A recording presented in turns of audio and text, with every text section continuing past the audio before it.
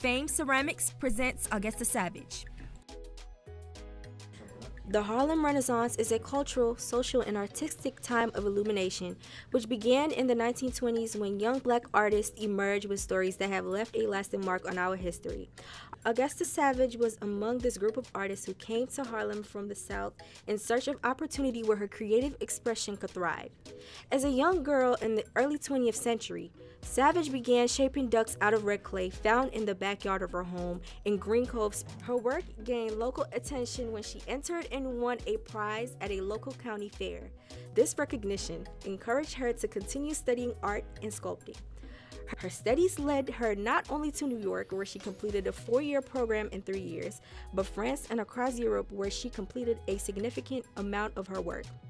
In 1931, Savage returned to Harlem and opened the Savage Studio of Arts and Crafts, a fine arts training ground for over 1,500 students, including many well-known Harlem Renaissance artists such as Charles Alston, Morgan and Marvin Smith, Jacob Lawrence, and Gwendolyn Knight Lawrence. Savage's art was often in response to the fight against racism. She used a variety of methods, shaping clay and plaster, casting bronze, and later years carving marble and wood. In Savage's collection, there are also works that illustrate themes such as 19th century Romanticism and African and Greek culture. During her time, Savage created and shaped institutions while mentoring Harlem Renaissance artists, scholars, leaders, and community residents.